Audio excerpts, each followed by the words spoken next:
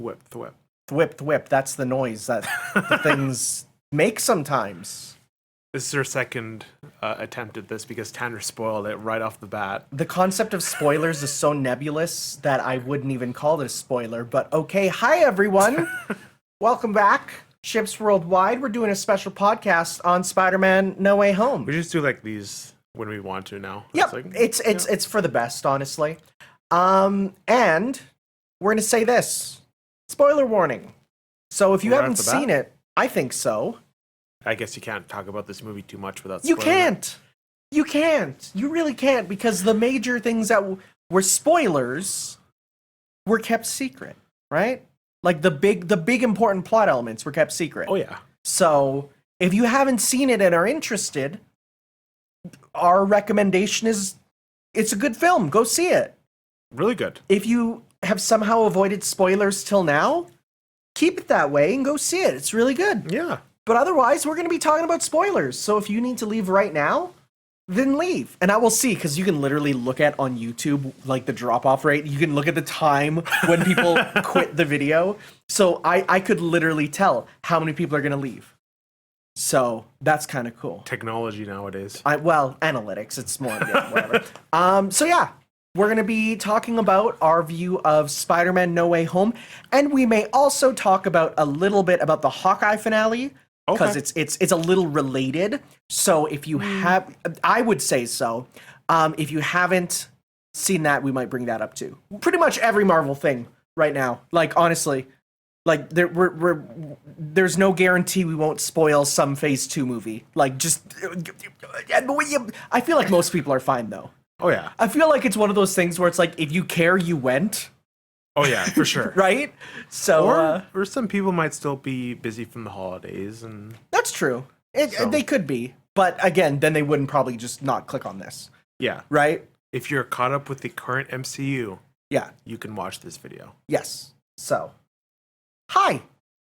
We're talking about No Way Home. I saw it once, and you saw it twice. Because you're a bigger webhead than me. Yes. By far. Yeah. And I had a gift card for Cineplex. So. Oh, fancy. Nice. That's the last time I'm going to Cineplex. Dude, I went to Landmark and we got the premiered seats and it was literally, and they're cheap. Oh yeah. Oh, it was $3 more. $3 more for that seat. But it's still like $16, $17. How much was it? It was like $17. Yeah.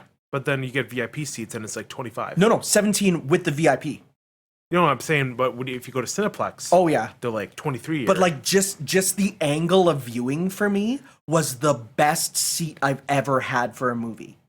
Like I was sitting there reclined in the seat and you can put the back down but the head up. Yep. And I was just sitting and I was like dead center, right at the perfect level where I'm not looking up or down. I'm looking perfectly straight and I'm like, this is the best seat I've ever had. And heated seats as well. Which I didn't need because I was dying of heat in there. Yeah, because you're cold-blooded. I love cold places. I'm literally wrapped in a blanket right now, and he's like, you might as well. I could take off my socks. He might as and well get on be some in a shorts. t-shirt and shorts. I like the Are cold. you one of those people who like just walks around in shorts in the winter? Not outside, because I can't handle snow on my skin. That's right. But if it was cold, but not wet or snowy, absolutely. You're insane. I like it.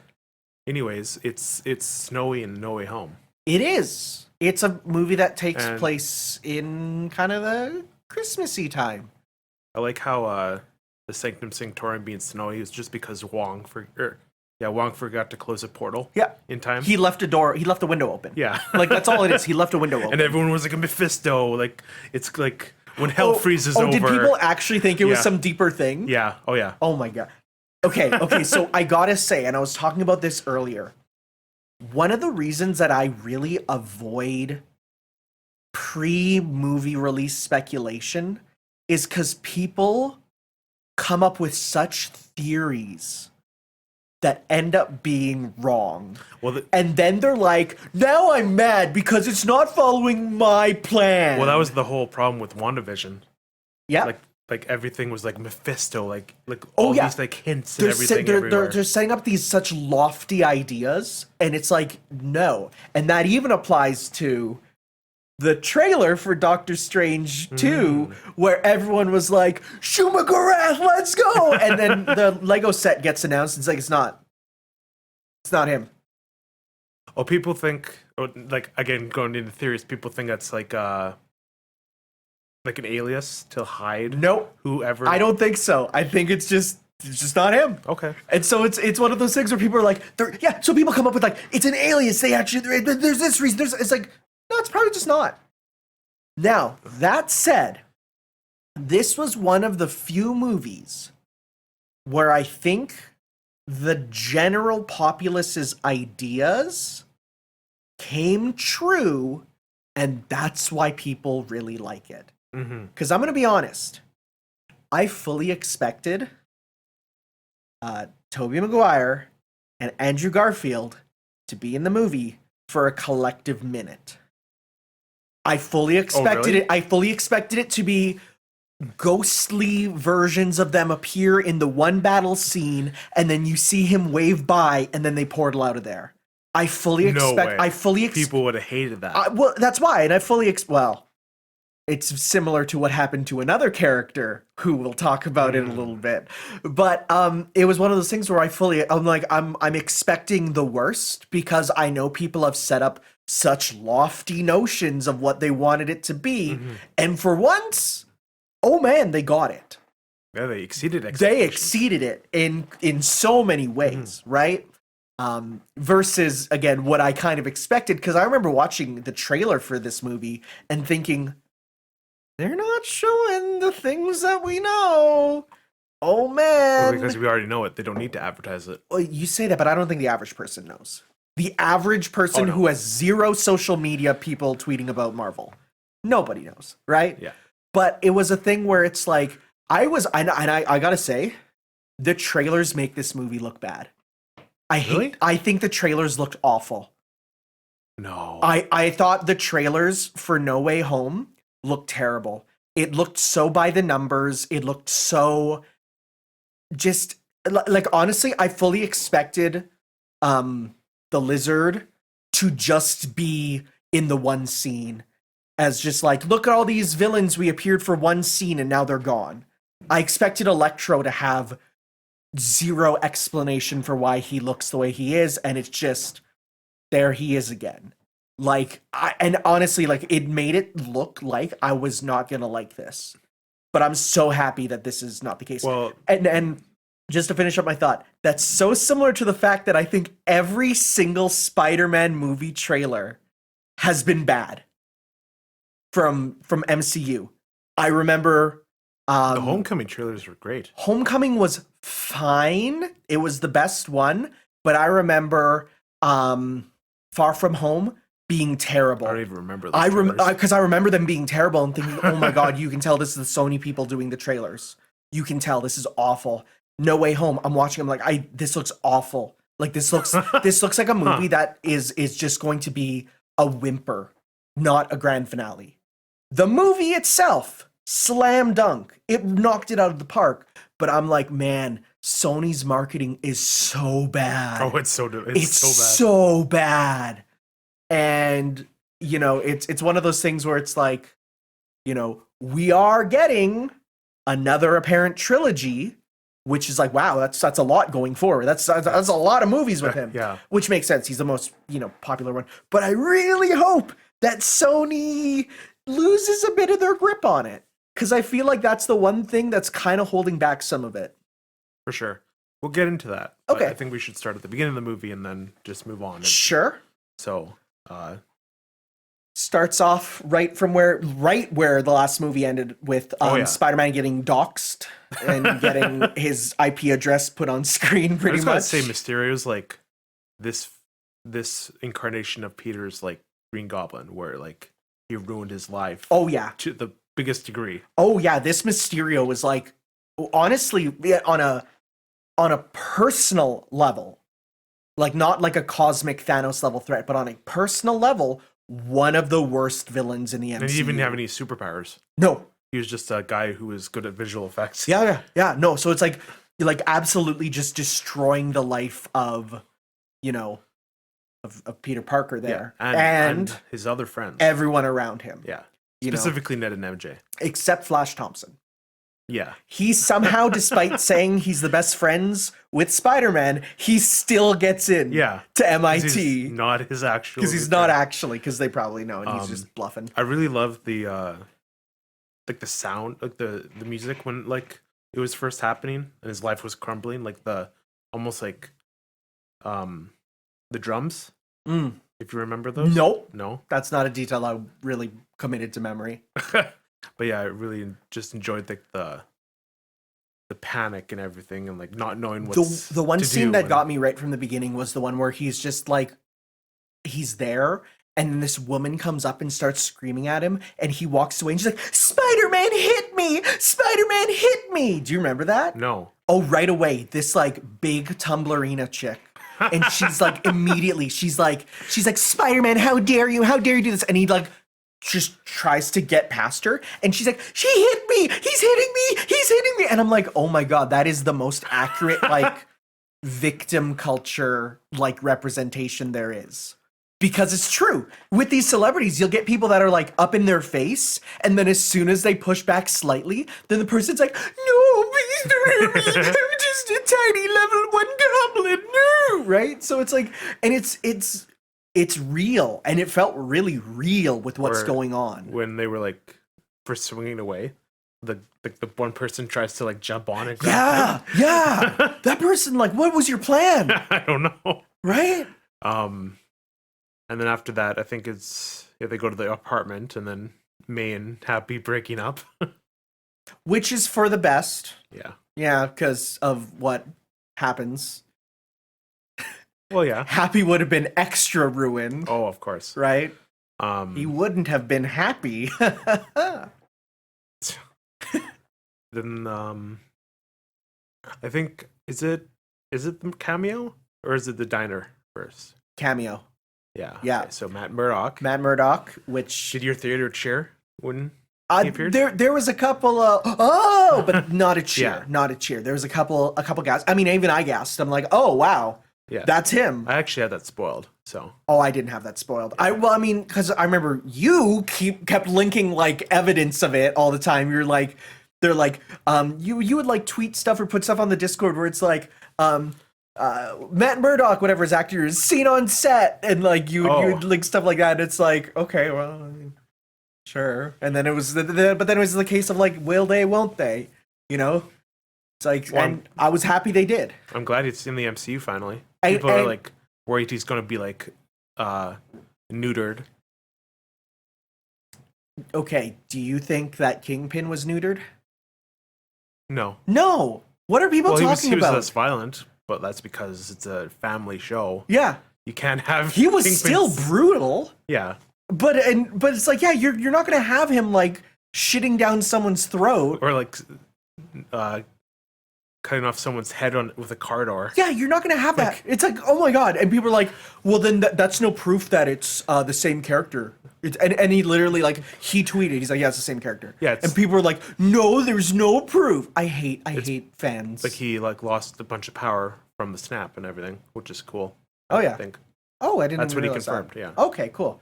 But no, it's like, frick, man. That's again when we talk about the fan stuff, where we get people that are like, well, how do we know that that's Daredevil that's actually there and not Matt Murdock before? And it's like, well, yeah, he catches the brick. Yeah. Well, but how do you know that that's not just something he could? It's like, shut up.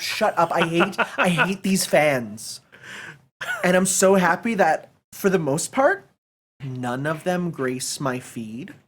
But every now and then, it'll just be in a reply to something. Someone will say something like funny about Marvel, and I'll click to read the replies. And oh my god, these fans, they are some of the worst. They're just so annoying. But thankfully, the media itself is still good.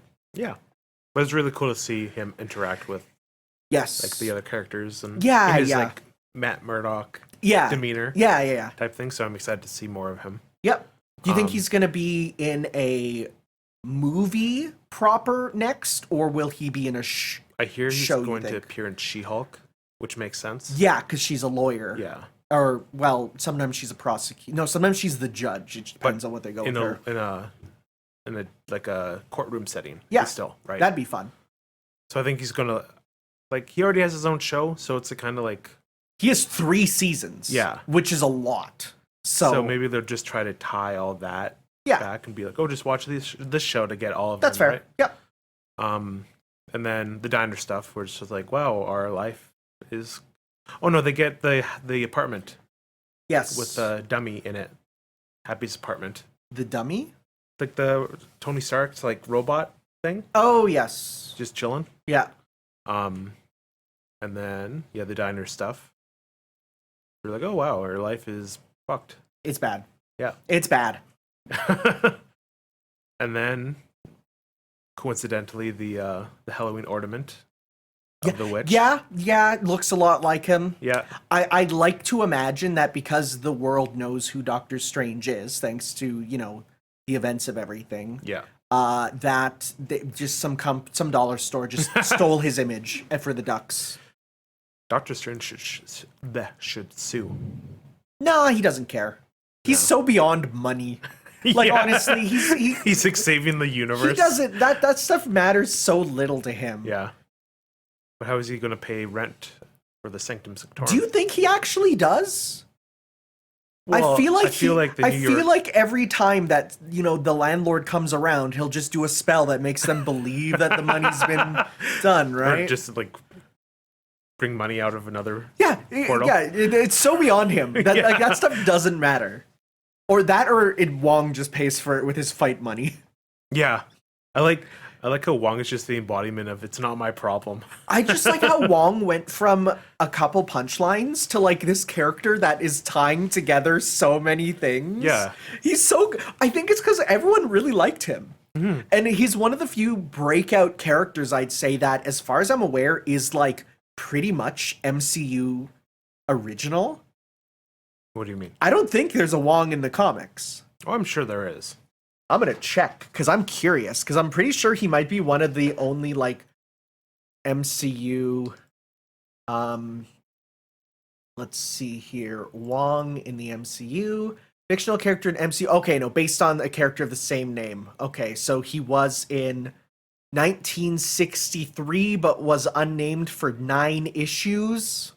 So that's a case of a character who is basically non-existent, honestly. Yeah. And so he's been in Doctor Strange, Infinity War Endgame, Shang-Chi, No Way Home, Multiverse of Madness, and he voices himself in What If. Yeah. That's... He's basically... Oh, and he's in... Oh, he was in Marvel Ultimate Alliance? Wow, okay. So maybe a bit more, because if he's in Ultimate Alliance, that's surprising, but yeah. So they get to the Sanctum. Yep. Huang's there, and Huang's like, "Don't do the spell." No, but here's the thing: the trailer, shot it differently. Remember? Yeah. The trailer made him go, "Don't do the spell," and in the movie, he's like, "I don't care. Just keep me out of it. I don't." Which is interesting. No, I like it because it's like, what? Well, then why would Doctor Strange do that? Because it makes him seem very careless. Yeah, and people have issues with that in the trailer. Oh, by the way, Huang's Sorcerer Supreme now. Yeah, just from a technicality perspective, which is hilarious, and I wonder if will be important or is just kind of a way to say because if he was gone for the 5 years, it's who would have been the Sorcerer Supreme, right? I wonder if it's to fix the plot hole of there always has to be a Sorcerer Supreme, or if it's a case of we're actually going to do something with that. Because I'm sure some nerd in the audience was like, no, if Doctor Strange goes away, then there's no Sorcerer Supreme, and in issue whatever, it says there always has to be a Sorcerer Supreme. It's like, shut up. You really hate the Marvel fan base. God, you'll just see threads and threads of people breaking down every single error. And it's like, shut up. Well, if you go back to WandaVision and Agatha is talking shit about the Sorcerer Supreme, she was talking about Huang. Oh yeah, it's true. Yeah. That's interesting. Yeah. Yeah, so that's okay. Cool. Yeah, and then they do the spell. Mm-hmm. And the whole stop messing the spell up. Yeah. And so the spell goes wrong for like a second and then he seals it. But that second was enough to let in the bad guys. Yeah. So I was like, okay, so if the spell goes wrong, then how come, like, then he seals it, so then how does it work? But it's like, no, it happened for a second. Well, you could see, like, the silhouettes, like, in that scene, too. Yeah, and then they stopped it there. Yeah. And then the whole thing be like, why don't you just plead your case to an MIT member, or like a... Yeah, which is funny, because that's so true. It's like you can just talk to them, right? And because you have to remember, Strange has a PhD. He's gone through schools. Oh, yeah. He knows what it's like, right? Yeah. He probably had to plead his case to get into, the school for being a surgeon, right? So it's like, oh, that makes sense. Then we go to the bridge. He goes there, he's swinging, looking for the MIT chick. Then we get the first instance of the villains. It was so good. Even seeing the trailers and like kind of knowing, you're pretty much seeing like 90% of that scene. It was still like even knowing, it was like, oh, so good when he was like coming through the bridge, like pulling down the cars and everything, and like appearing first, and then you hear like the Doc Ock theme. See, and there's people that were like, oh man, I loved hearing all the old themes. I'm like, I don't remember any of them. Like, I'd have to listen to a comparison, but I know people were like, yeah, there's themes from all the movies brought back. And there's even people saying like, oh yeah, the soundtrack leaked and it had the music from each of them, revealing that it's like, yeah, we got the music. And it's like, well, it's again another thing that I just completely glossed over, right? See, I like those kind of details that have the songs in there. Oh no, I love that too. They weren't memorable enough to me. Like, I watched Spider-Man 2 so much as a kid, but I couldn't pick out the theme from it. Not even like the train scene music. Good, no. Oh, I love that. Like, because when I watched it as a kid, the idea of like thinking of the music in the scenes that was never a thing that I thought of. Like, I never thought about the music in movies until I was like older. So as a kid, I'm watching this, I'm like, it's part of it, right? I wonder why Peter brought the Iron Spider suit to that. Like, he wasn't expecting to get into a fight, but he still brought the Iron Spider suit with him. Isn't that just pretty much his new suit? Oh yeah, I guess because he got like the green glue on him. Yeah. Okay, yeah, that makes sense then. Yeah. And then you get Hello Peter, which is like, we've seen it so much. It became a meme, right? But even still, seeing it is like so good. But then the twist of, you're not Peter, or you're not my Peter. Well, the fight itself, like, that was... It was really good. But it was interesting when he takes the nanomachines and puts them in, well, they're nanomachines, but the nanotech, and it goes into the claws, and you're like, oh, that's interesting. Because I remember there was, there's shots of him in the trailer with like the red claws, and I'm like, so are they all just getting upgrades at one point, right? But it turns out it's like, it's because he took them from Peter in that fight. It's like, that's cool. I like that a lot. I'm surprised he knew what nanotech was. Oh, I mean, he's a scientist, right? And that's something that's been talked about in the science world since the 90s and 80s. Okay. But it was always theoretical. I'm sure if he saw it there, because remember, it moved on him, right? Yeah. Peter lost the mask, so then it moved to his chest to protect him. And so, like, that is, you can tell immediately, the only thing that can move like that is nanotech for it to migrate from an area to another. So he probably looked at it and went like, oh man, like, yo, cool, right? And so then the thing though of, okay, the nanotech's there, guess who controls the nanotech? Beep, beep, and I'm like, oh, that's brilliant. I love that. And he starts like swinging his fists. Yeah. And you get to see like, it's a little strange seeing MCU silliness with some of these characters from an era of superhero movie, which really didn't have that. No. Right? It fits. Oh, it's good. It's good. Yeah. It's the juxtaposition of it is wonderful, right? And then everything seems all right, and then the pumpkin bomb lands. Yeah. God, that was such a cool like opening.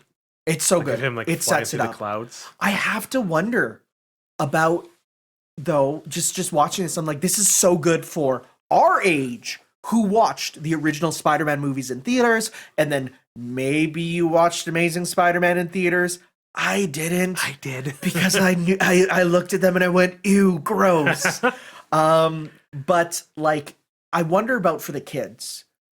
Would they have watched them? Like on TV reruns or on, I don't know if they're on Disney Plus or where they are, probably I think Netflix or something. But like, what is it like for them? Are they just like, yeah, okay, it's these characters? I do wonder about that. Like for the ones that don't have that connection, what it's like. It's just like, oh, it's Doc Ock. Oh, it's Green Goblin from the I guess TV like the animated cartoons they've watched. Yeah, probably. Yeah. And then they go see the movies and be like, oh, this is where they came from. Yeah, type thing. Yeah, I'd hope so. And then back to the Sanctum Sanctorum in the, what's it called? Like the prison? I forget what they call it, but it's, just like the prison for them in the basement there. Yeah. And then the lizard's already there. Yeah, lizard's already there. Found him in a sewer. I mean, to be honest, I've never watched Amazing Spider-Man 1 in its entirety. No? No. It's the better of the two. I know. But it's like, because I watched the second one, and I'm like, if that's what the first one's like, I'm not watching that. And Lizard looks like different then. Because he doesn't look as much as a Goomba in he looks a lot better, I'd say. Yeah. But he still looks off sometimes, especially when he's talking. Yeah. When he starts to talk, you're like, ooh, this is a bit weird. Oh, she did have like I heard rumors he was going to have the jacket and the purple pants. But... Oh, yeah. No, I don't think I'd like that. No? Because, like, I mean, later on we'll get to it, but, like, there was a comic-accurate depiction of one of the villains there, and I looked at it and I went, like, that's cool, but it also looks really cheesy. You know about Electro? No, that one's awesome. Oh, yeah. I'm talking purple hoodie. Oh, no, I like that. Oh, no, I liked it, but I also thought it was really cheesy. No. Just the way the situation perfectly led to him having his comic outfit. Because literally the way the rips, we're talking about Green Goblin, the way the rips in the clothing are to like perfectly be like purple and green in the perfect ways, I was like, that's a little cheesy that it came out so perfectly. It's awesome, but I was like, it's a little cheesy. Well, there's a lot of like plot holes if you think about it logically. It's like, why didn't Spider-Man just ask Doctor Strange to forget everything about Mysterio and then it'll be fine? Yeah, but he's a kid. He's stupid.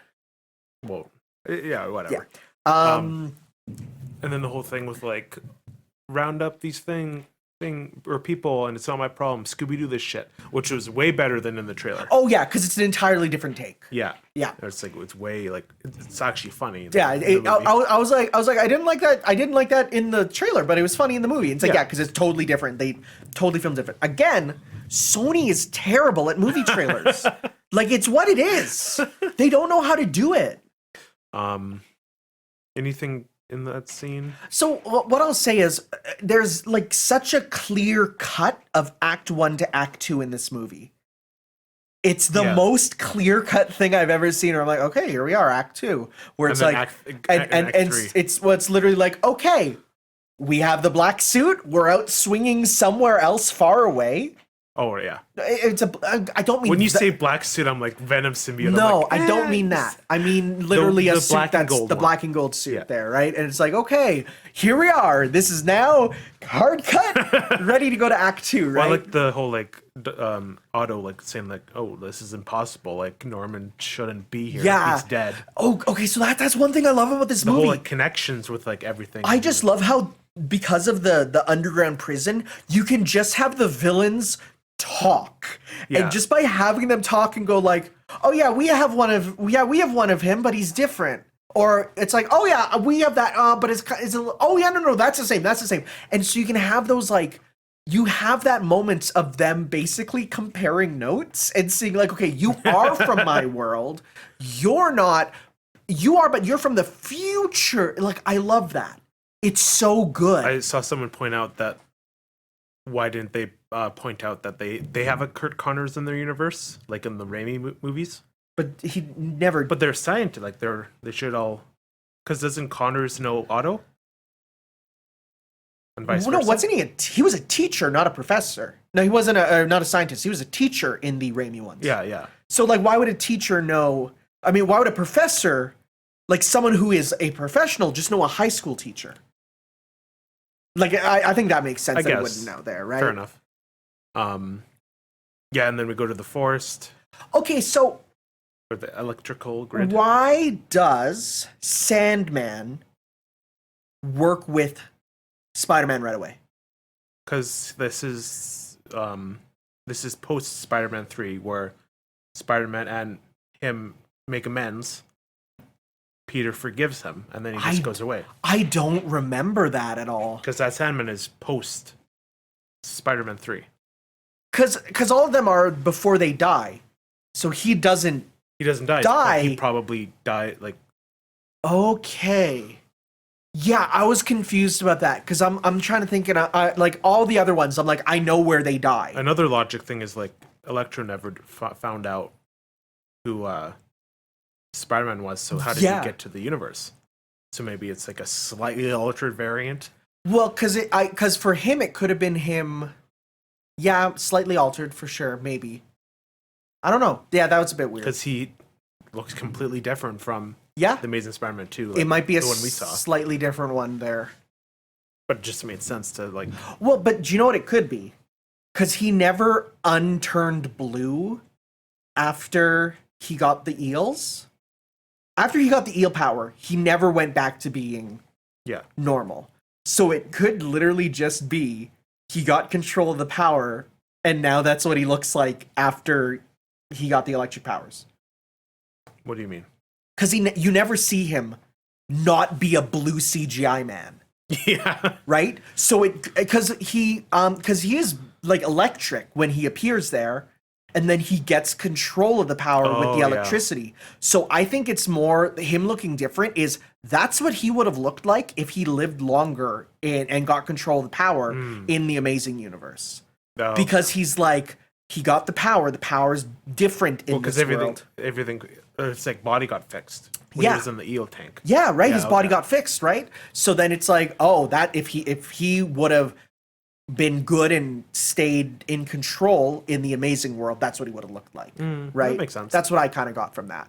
But it still doesn't explain how he knows who Peter is. Yeah, although it does lead to a really funny punchline later, which I enjoy. Oh, yeah. So, he works with Sandman to take out Electro. And I loved when he first wakes up. You hear the Electro theme, like the dubstep, for just a second. Just a second, yeah. But it's still so cool. And it doesn't do Itsy Bitsy Spider, so that's good. I was actually waiting to see if they brought that back, because that's an infamous, stupid thing, right?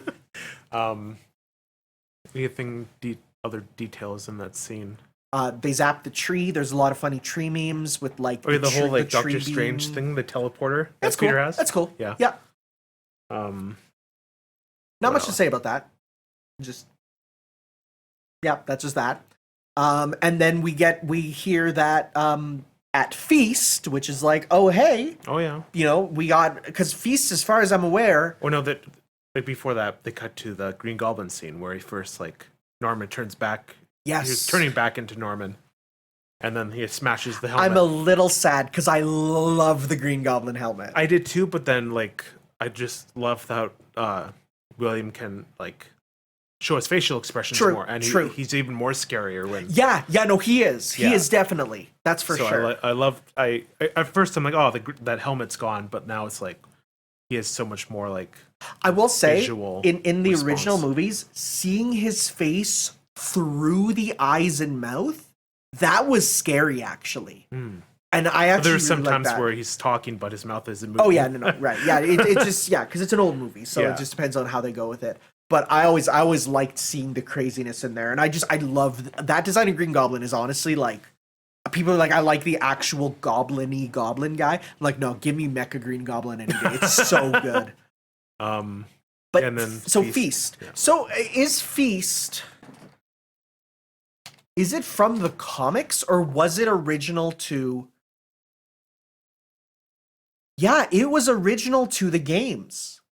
Unless this is the Marvel's Spider-Man wiki. So let's go to the Marvel database. I think it's from the comics. Yeah. Comics version. Yeah. So I think Earth 16220 is the. Okay, which one is this? Cool. Don't say anything about this. But it's from the specific comics. Spidey #1. Is it from the comics? Spidey #1, or is it more related? Is it from, I don't know, because like what did it debut in? Go to the Feast wiki page. I think I'm on it. No. Okay, here we go. First appearance. Okay, it did appear in the comics first.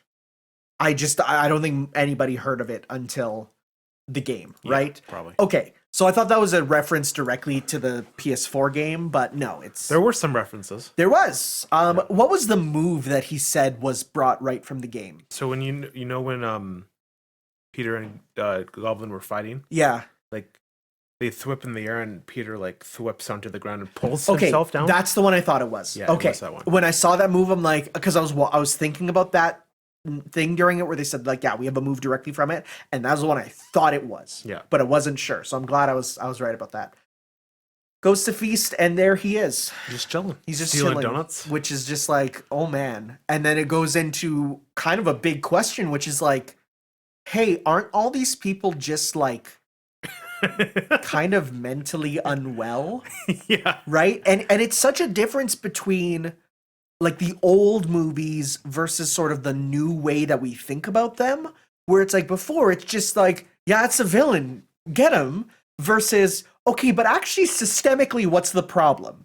And the problem is the American healthcare system cannot handle, mental illness and ways to treat it. Yeah. Right? And it's like, and you kind of go, "Oh, yeah, that's something I never ever considered." But that it's like he's not mentally well. It also starts with the whole like responsibility thing where it's like Yes. Peter just wants these guys gone so he can get MJ and Ned into MIT, but May is like you're responsible for this. Yep. You should take responsibility for your actions here Yep. and not just get rid of them. Yeah. Which So- it's a great conversation where and it really makes you think about like what is the correct, like for all superhero movies, it makes me think about like how many of them are because of like not just I'm a bad guy, but where's the problem come from them, and whether it's like depression or mental illness or whatever, however they get it, right? Like the only one I'd say is like not really like the fantastical one is Doc Ock's, right? With the chip's gone wrong, and we need the AI is controlling him. The AI is controlling him, and that's not good, right? That's the one they solve right away. Yeah. Because they're like, we can't really do much with this. The other ones we can have deep conversations about, but with him it's like, okay, we got it fixed. Plug that in. You're back to normal. Yeah. But even then you have the idea of him being like the voices are gone. I can finally, like, it's quiet. Mm-hmm. And he's like, I'm back, right? And it's like, and even that scene, I'm like, oh man, like, what's that say about, again, like the idea of like the mental health and the healing the thing part. with Electro, like they were just going to get rid of the overabundance of electricity, but he's still like, fucked up in his head. Yeah. Right. Yeah. So it's, and that's where that goes wrong. Yeah. Right. And I never noticed, I don't know if it was in the trailers that he had the arc reactor on his chest. Yeah. It was in a scene. I didn't see it. Yeah. And when I saw him get, I'm like, oh, that's kind of cool. But so they go back to the prison, and like everyone's there. They got all the 5 there, and Strange is about to send them back. Yeah. And then we get Peter steals the box. Yeah. And then the whole Doctor Strange fight, which was so good. Because I was always curious about the context of that in the trailer. I'm like what's going on? Are they fighting? Like why is it happening? And then you learn it. It's like, oh yeah, that makes total sense now. And it was a good fight. I completely forgot about the mirror dimension. Did you? Because do they bring it up aside from Doctor Strange 1? I think he uses it in Avengers. He uses it on Thanos, and Thanos just breaks it. Yeah. I remember that, right. So that's the first time it's brought back where it's like, oh yeah. And then he traps him in there using math, which is so cool. I love that scene where it's like, oh yeah, this is just a shape that I know how to do. Just love like the train.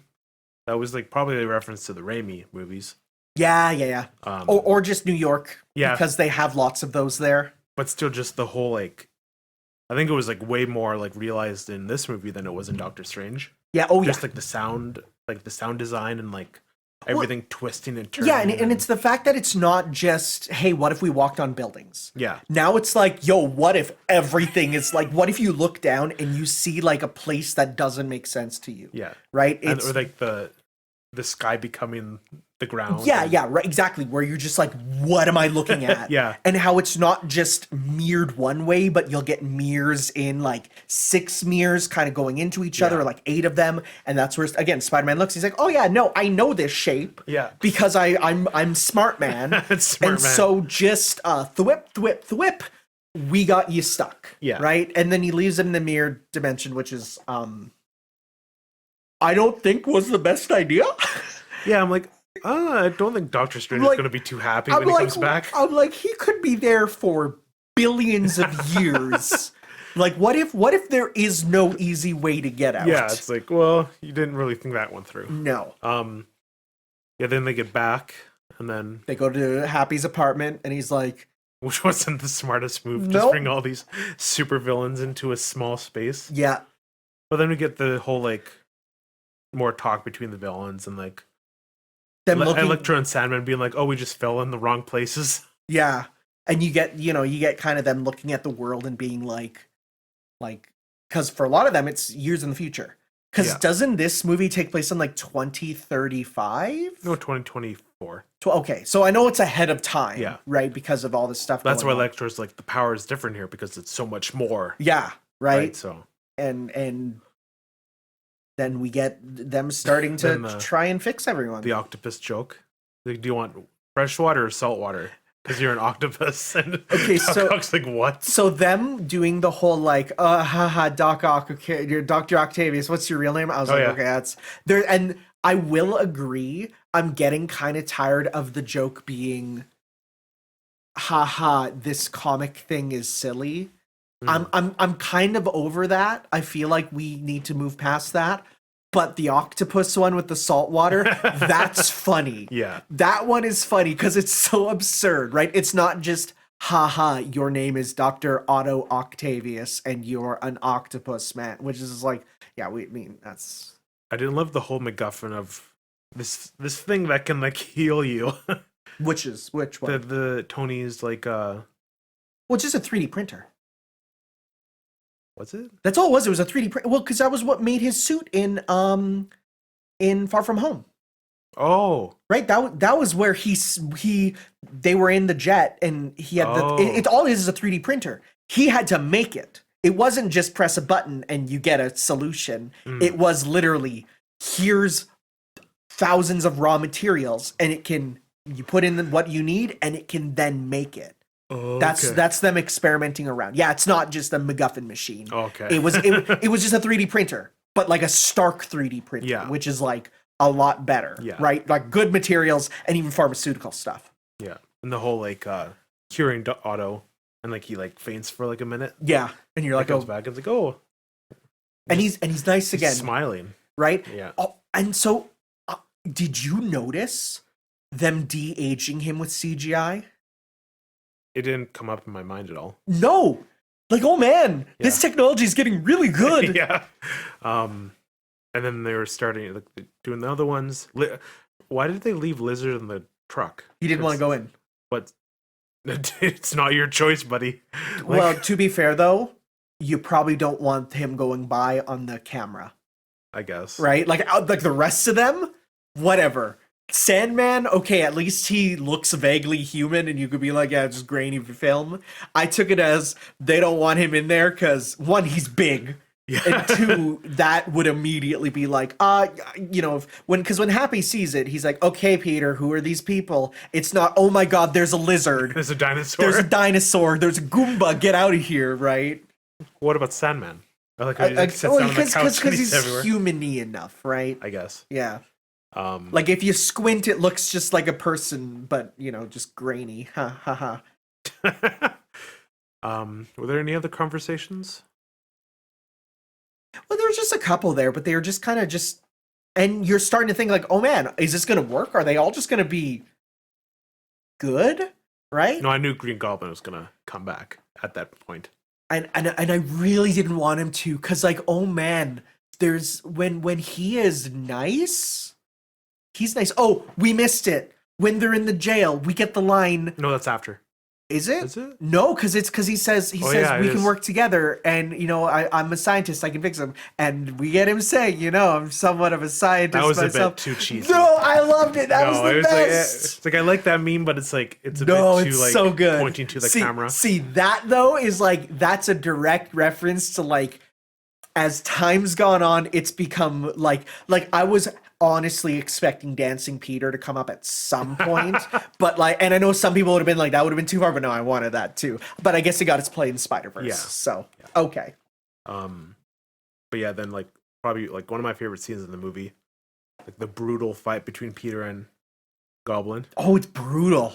Just brutal. Just body slams him through multiple floors. Yeah, And because he's just scary when he's like beating him in the face, and Goblin's just like smiling. Because you never see out of the mask any fighting with Goblin in the original. No. And so to see that, like, oh yeah, he's so mentally unwell that And he's strong. he's strong. He's super strong. Well, but that's the thing about dissociative disorder, or like having split personalities, is and this is like science in the real world, that when it's really bad, people will be at different levels of strength and feeling of pain.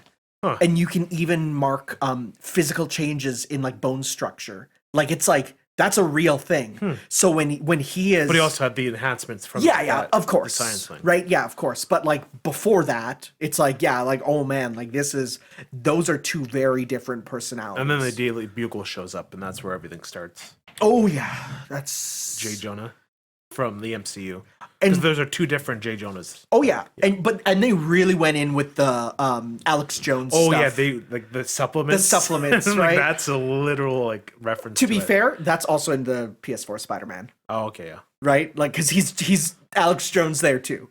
But didn't you see like he start like at the beginning of the movie, he started out in like this basement, and then he like was moving up, Yeah, and like he has more and more power. yeah. Well, that was cool. Yeah.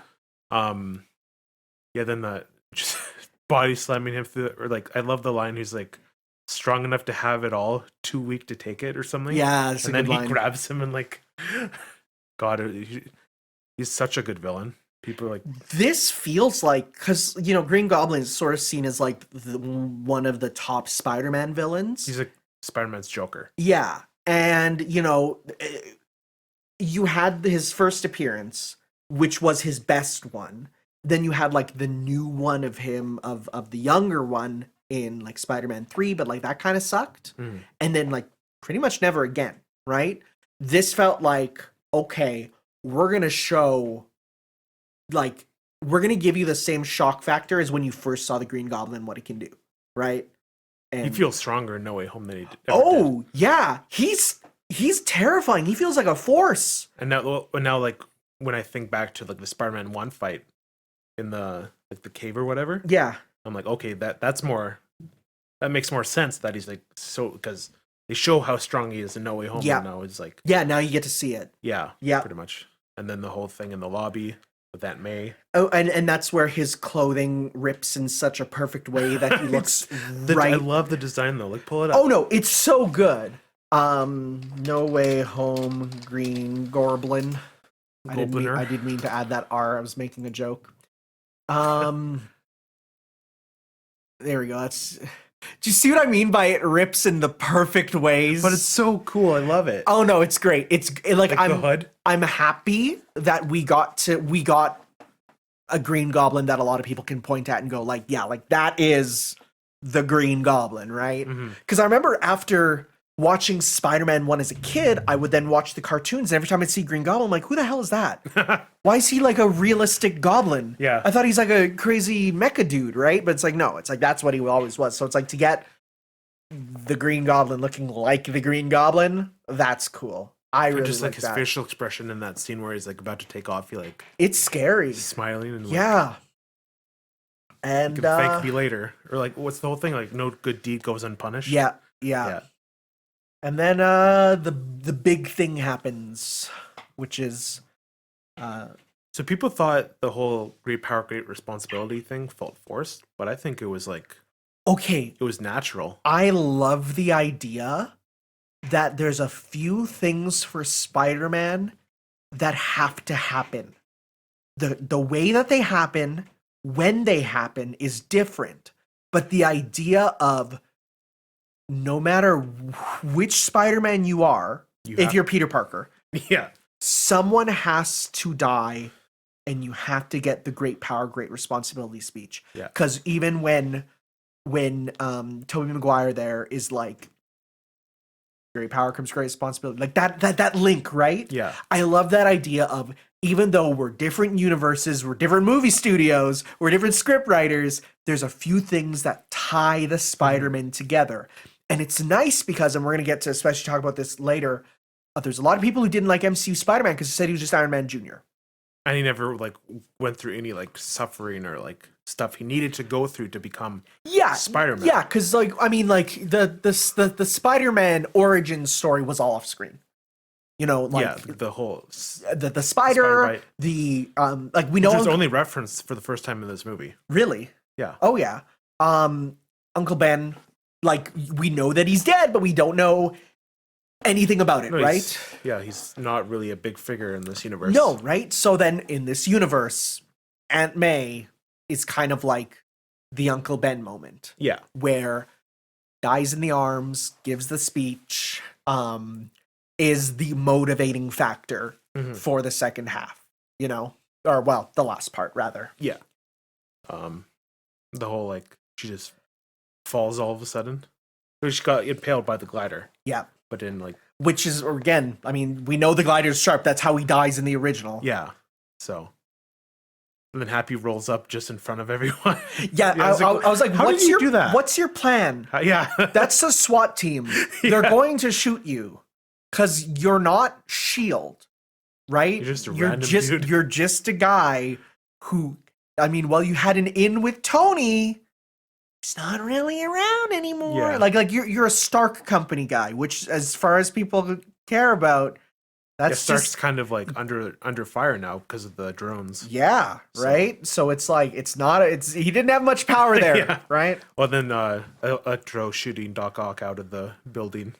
Yeah. And then Doc Ock just goes away. Just goes away for a bit. Yeah. Yeah. Then like the whole like big screen with J. Jonah saying like, "Oh, wherever Spider-Man goes, tragedy follows," and all that kind of stuff. Yep. The whole like. And this is where like it. I agree with people. This really felt like the most Spider-Man MCU movie because it's like, yeah, like what's happening right now? Well, it's the darkest Spider-Man movie I'd say there is, honestly. I'd say so.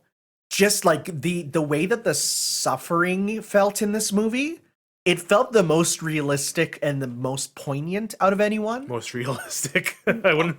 No, I'd say so. Stuff. No. But when I'm talking about the suffering, I'm talking about like the grief. Oh yeah, okay. Like it felt the most real because it's not immediate. It takes a while for him to get over it, and even by the end of the movie, it doesn't feel like he's fully over it, right? Mm-hmm. So it felt the most just like, oh man. And then we cut to Ned's grandma's place, which is wonderful. I love that relationship. Did you think they should have like revealed the two others in a more grander sense? No, I love it. I loved it because I had no idea it was going to be that. When it first started happening, I'm like, oh, there he is. And then he started approaching and they're not like showing him fully. And I'm like, wait, what if that's, and then out pops Andrew Garfield. And we're not going to call him Spider 1, Spider 2, Spider. We're going to call him the actor names because that's what we call him. Andrew and Toby. Yeah, Andrew and Toby. And he pops out and my theater like we clapped. There was there wasn't clapping the last time when you asked if there was when Matt Murdock appeared. There was when Andrew Garfield appeared. Yeah. By far. And as soon as he appeared though, you heard the audience whispering, "Where's Toby? Yeah. Where's Toby?" Right? But when he did appear, there was like way less because I think everyone was expecting. Yeah, as soon as the first one appeared, now you're like, okay, now he's gonna come, right? Yeah. But people, there was a couple happy noises when then Toby appeared. But man, I feel so bad for Andrew Garfield. You give him a good script writer, Oh yeah. and all of a sudden he is a very likable character. And he's like the best Peter Parker. I really, really liked him. Yeah. And I'm like, frick, dude, you got done dirty. Oh, it's so dirty. That's why people want the third one Yeah. with like actually good story. Like, oh my god, he got done so dirty. And so yeah, we get the scene of here's, Andrew, and he's funny. He was really funny. Him on the ceiling. Yeah. Like, they're like, how do we know he's Spider-Man? And he just jumps with his hand up. Andrew's throwing the bread. Yeah. And I'm like, oh man, I feel so bad. Like, I'm legitimately like, I want to take back everything I ever said about him. Because he's funny and a good Spider-Man. Yeah. I'm like, man, your movies just sucked, dude. Who directed those? Mark Webb. Right there, Mark Webb. Mark Webb. What have you done otherwise? Oh, frick, you're a terrible director. 500 Days of Summer is okay, but then the snow... Oh, no, that's not the one that came out. Crazy Ex-Girlfriend. Battleground. Why Women Kill. Tons of music videos. That explains a lot. Yeah. Oh, man. Yeah, getting Mark Webb on there was a bad idea. Well, it's because his last name is Webb. Right? Yeah, right. And because people were calling it, they're like, "Oh yeah, from the Webb films," and I'm like, "Is that a joke that I'm missing?" I'm like, they're like the Raimi films. I'm like, okay, I know Sam Raimi, but then they're talking about the Webb films. I'm like, who the frick is? What's? They all have webs. What's going on? And then yeah, Mark Webb. Did you expect Toby to show up just in the casual wear? Just chilling? I was worried when he was just his casual wear. I'm like, He was going to have the suit? No, I was like, is he not going to like be Spider-Man in this film? Like, is he just gonna say like, oh, I'm too old? Because unlike some of the characters that got like digitally aged down, you're looking at him like, oh yeah, no, you are your age. And I like this as like an older Spider-Man. Yeah. I've always wanted to see a story, like live action or like a movie of like an older Spider-Man. Yeah, it's like like in this film you get to see, basically young Spider-Man. Yeah. 20s, 30 maybe Spider-Man, and then like an older Spider-Man. Mm-hmm. And you get to sort of be like, oh man, like seeing all of them there and just being like, oh, it was so good. Oh, just like, and I will say one thing that I came out of this movie thinking is I don't think I've smiled from a movie so much. Just seeing them all interacting. As soon as they came into the film, I couldn't stop smiling. Like I was happy. Yeah. Like so happy just to see all this happening. And then they go to see... Oh, we totally missed over the fact that Ned has powers.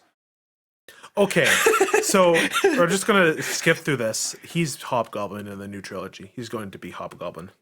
I don't think so. I think he is. Because the Hobgoblin is just the magical Green Goblin. You say that. And the whole like alluding like, oh, my best friend tried to kill me. And no, that was a reference to the fact he's Hobgoblin in the comics, absolutely. Yeah. But I don't think he will. But like, there's not that relationship that like going to the end of the movie, he forgets who Peter is. There's not that relationship there anymore. I don't want to see that though. Which should make it all the more tragic when Peter has to kill him because Peter knows everything they've been through together. See, that's where I'm like, I don't want that to happen. It's going to though, because it's a good storytelling. The only way device. I do it is if he becomes the Hobgoblin, but works with him as a good guy. But it's a good way to be like, let's put this version's Green Goblin or this version's Goblin as the Hobgoblin because Ned's already there. See, I took it more as just the joke of Asians have magic powers. Like that's all. Or like at the beginning of the movie where Ned is just like, there's like these things in my family, like the tingling in their fingers. Yeah, they get the tingle. We totally have magic powers. Just go see a physician. Yeah, right. Like that. So I don't want him to be a villain because it's so tragic at the end already. I don't want it even more. It's going to happen. No, I don't want it. Or maybe an alternate Ned from. Don't worry, just people moving chairs upstairs. Just like a waterfall. It's just moving chairs. Sounds like waterfall. But like I you know what I'd be okay with? Another Ned from the multiverse. No, it has to be this No, Ned. I don't want. Because it says. Why do you want tragedy porn? You just want him to suffer. Everyone's happy that Peter's homeless, or not homeless, but he has no one. He's lonely. He's poor, and everyone's happy about that. Okay. We'll get to the ending in a bit because I do have some things that I want to talk about where I want it to go and where I think it's going to go. We'll hold on to that. Okay. The whole point of Spider-Man is that he gets absolutely destroyed emotionally and physically. Yeah, okay, and he always but there's finds nowhere a way. more to go. Are we Yes, just gonna there is. cut off his limbs next? No, then he'll grow more, and then he'll become Man Spider. Oh my god! Can you imagine if they do the 8 arm, like the 6 arm? Well, they were going to do that saga? in What If? Remember? Oh my god, were they? Yeah, it was a scrapped episode. There was like, this is too dark. We can't do this. Oh god. Oh my god! Do you know what I just realized? You remember Man Spider from the animated series? No. Hold up. Do you know what I just realized? Okay, we have another trilogy coming. Yep. Let's think about the only Spider-Man stories that haven't been done yet. Like, okay, proper black suit sort of thing. That's well, we can say it's gonna happen. Yeah, we'll talk about that later too. We got, even the because this movie even adapted stuff from one of some of the one of the other infamous ones with the deal with Mephisto and Mary Jane forgetting. No, this is the adaptation. This is the Yeah, no, I'm saying that happened. That's one of the other like that's kind of adapted this into this. Where that's one of the other important One More Day, I think it was One More called? Day. Yeah, it was One More Day or One Day More. One of those like but it's like so that's another one of the big important Spider-Man sagas. But what's the remaining one? Kraven's Lost Hunt. So there's that one, but there's one that's even more infamous. One that strikes terror in the minds of comic readers. Oh, is it the whole Spider Baby thing? No. The Clone Saga. Oh yeah. So I'm just thinking like, oh, where do we go from here? Oh, right. The Clone Saga. One of the most infamous things, and I know there's people who are like, no, don't do it, it's cursed. But it's like, so was Civil War. Civil War turned out great. Yeah. People hated Civil War, but that movie came out. Well, they might good. integrate it in with Secret Wars. Right? Bring back Toby and Andrew again, and I don't think they will. That's what Sony and Marvel want, apparently. If that's the case, I am so down, but I really don't think it's gonna happen. That felt like a once. It's sort of like when people say, "Oh yeah, we're gonna get a new Smash Bros. Game with the whole cast again and more characters." Like, no. That we had to bend reality to get this to happen once. I don't think it's gonna happen again.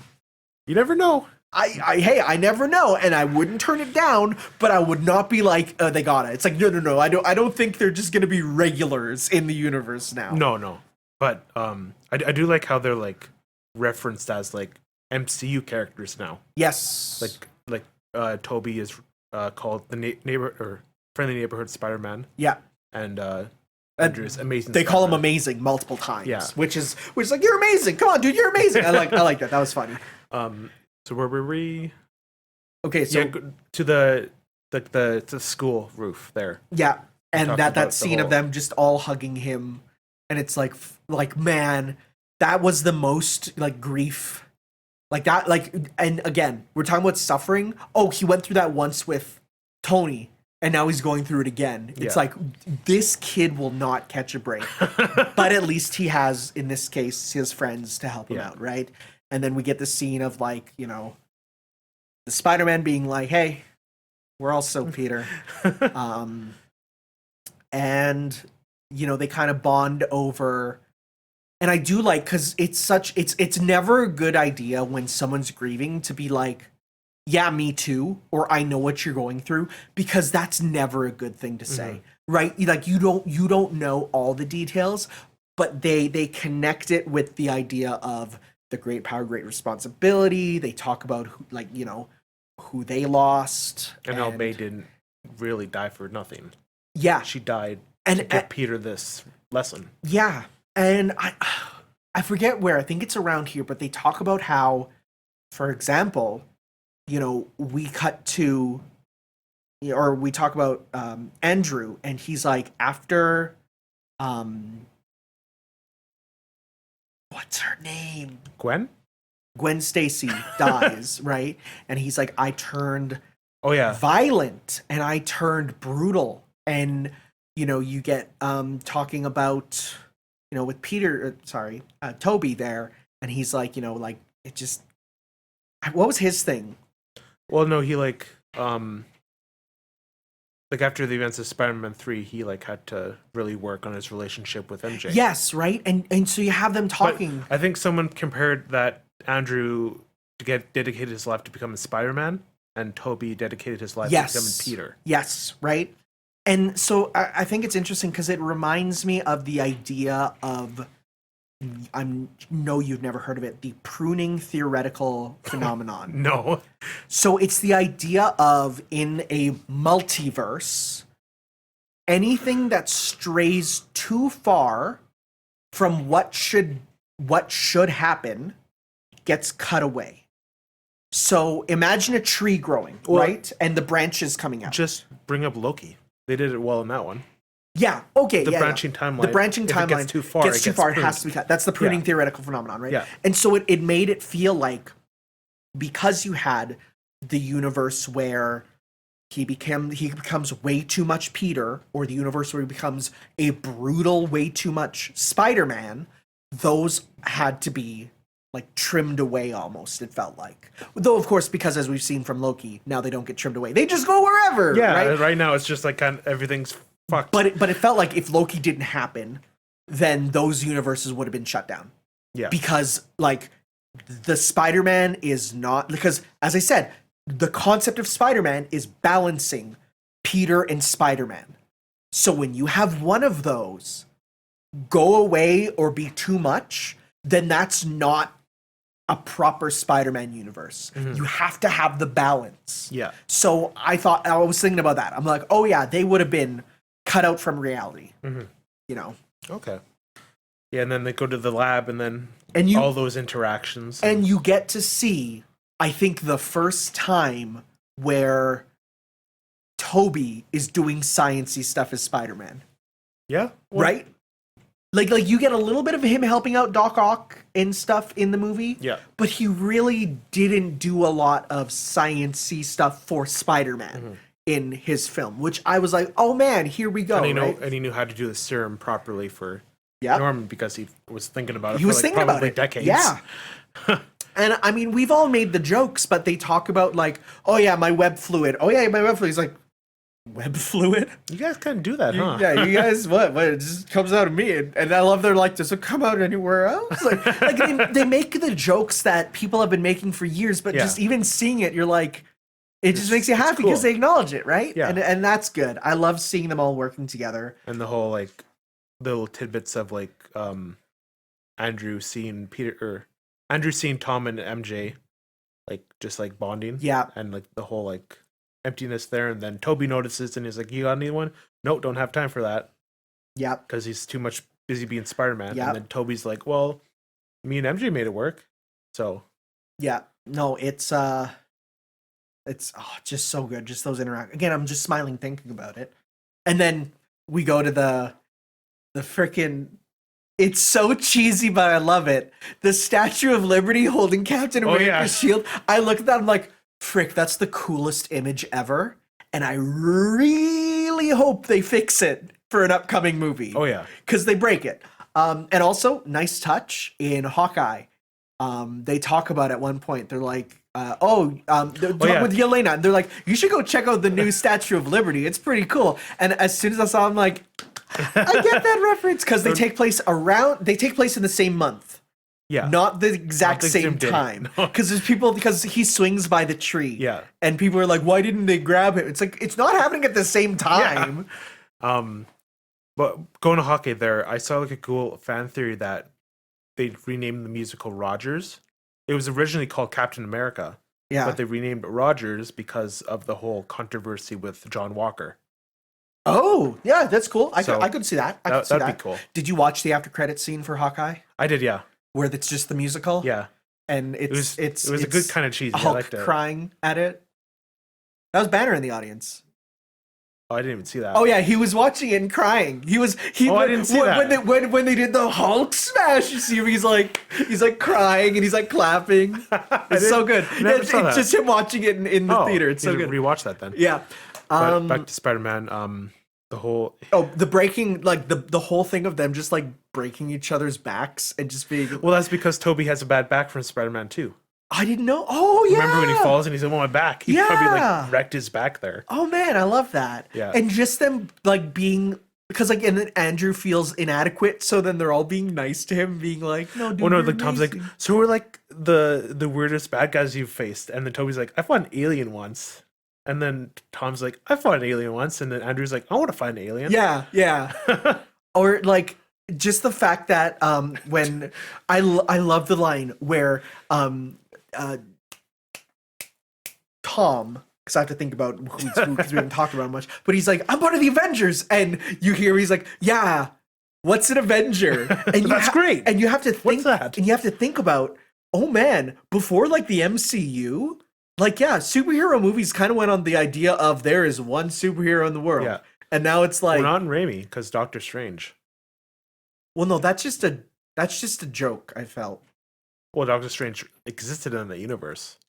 At his, like, maybe he wasn't the magical guy. Yeah. But maybe he was like another. Well, because all it was It's is probably a Doctor variant. Strange. That's taken. That's Yeah. all it was. Probably a variant. I mean, so that's as much as the Shazam reference in that movie, Yeah. right? Like it's not. I wouldn't take that too Fair far. But it's like, yeah, just seeing them all hanging out there in that one little scene of just them talking, and they like the idea of comparing universes and talking about all that. It's so good. Yeah, it's so good. It's like that great type of fan service. Oh yeah. This movie is good fan service. Oh yeah. That's like used for a story purpose instead of just look at these characters. Because it's all used for like not just progressing the story, but for providing character development and character closure, as we'll talk about in a little bit. Yeah. For characters that you never thought would get closure. Yeah. Which is like so good. Oh. What else? Yeah, and then the whole like villains coming and Yeah. Electro, Sandman, Lizard. And yeah, the lizard kick absolutely happened. The one that Yeah. everyone pointed out and was like, I'm like just crazy. Like this movie leaked hard. it leaked hard. Oh yeah. Like It literally says the return of previous Spider-Man actors, Maguire and Garfield, was subject to speculation, and Sony Marvel and the cast attempted to conceal their involvement despite numerous leaks. Yeah, everyone knew. Like everyone knew. It was so obvious. I think the first one that made everyone know was the toy that literally said on the back that the variants. oh yeah. Like that was the first one that made us go, and that one just said it clearly. It's like, ah, these are variants of them. Well, like the whole they're like getting beat up and everything, and then they team up and be like, "This is what we should do. Let's take them out one at a time." Yeah. And then that scene where they all run down and I love the fact that And it's then- like where Tom's like, "Hey, I know how to work with the team.